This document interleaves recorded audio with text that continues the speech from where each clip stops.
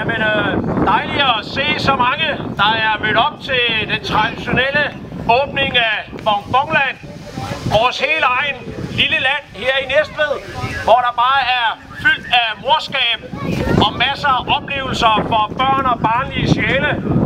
Og jeg har lige nået at kigge lidt rundt i parken, og jeg vil bare sige, at den står fuldstændig flunkende, som om at det var første gang, at den skulle åbne. Det er det gudskelov ikke. Det er 23. sæson, så vi nærmer os et jubilæum.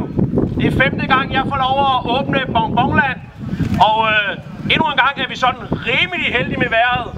Vi har før stået her, hvor det har været meget koldere, og der også er kommet lidt ned. Vi krydser fingre for, at regnbyerne de bliver væk, og vi håber, at solen begynder at kigge lidt frem. Men ellers, jeg ved, når man først sidder i Svend Svingarm, så får man varmen. Så hvis der er nogen, der fryser, så er der masser af muligheder for at få varmen i nogle af alle de gode forlystelser. Så endnu en gang, velkommen til, og vi glæder os til en ny sæson med Niels i spidsen. Så skal vi ikke se at forhåbentlig, så I kan komme ind og prøve noget af det sjovt.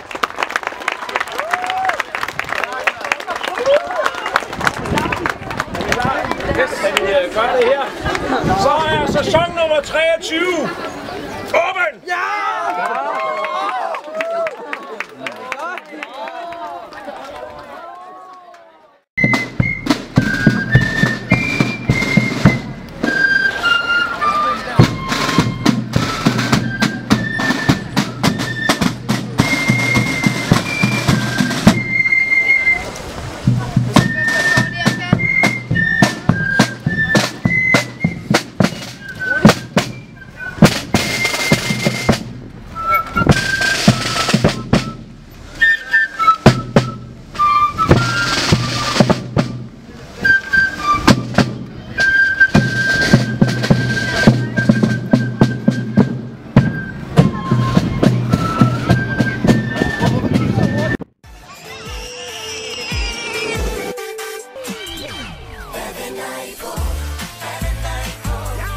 She's